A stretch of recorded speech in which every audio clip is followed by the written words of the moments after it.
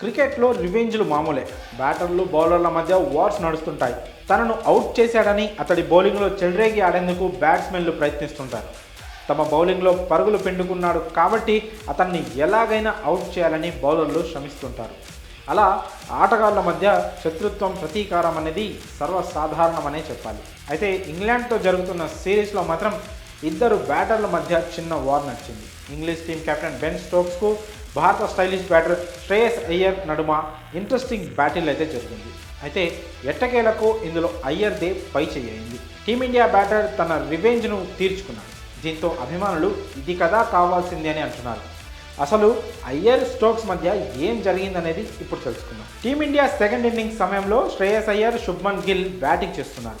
అప్పటికే వాళ్ళిద్దరూ కలిసి మూడో వికెట్కు 81 పరుగులు జోడించారు. దీంతో ఈ జోడీని విడదీసేందుకు స్పిన్నర్ టామ్ హార్ట్లీని రంగంలోకి దించాడు ఇంగ్లాండ్ కెప్టెన్ స్టోక్స్. ఈ ప్లాన్ వర్కౌట్ అయ్యి అయ్యర్ అవుట్ అయ్యాడు.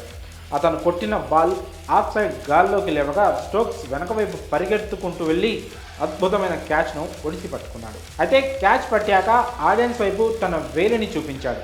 దీన్ని గుర్తు పెట్టుకున్న అయ్యర్ ఇంగ్లాండ్ రెండో ఇన్నింగ్స్లో బదులు తీర్చుకున్నాడు.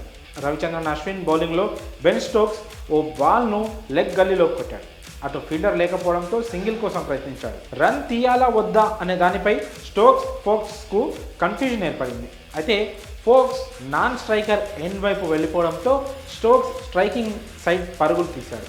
ఈ గ్యాప్లో స్క్వేర్ లెగ్లో ఉన్న అయ్యర్ పరిగెత్తుకుంటూ వచ్చి బాల్ను తీసుకొని నేరుగా వికెట్లకు వేసుకొచ్చాడు. క్రీజ్కు ఇంచు దూరంలో స్టోక్స్ ఉండగా బాల్ వికెట్లను గిరాటేసింది. రన్అట్ కావడంతో అతడు నిరాశగా పెవిలియన్ వైపు చేరుకున్నాడు. అయితే భారత జట్టు మొత్తం సంబరాలు చేసుకుంది.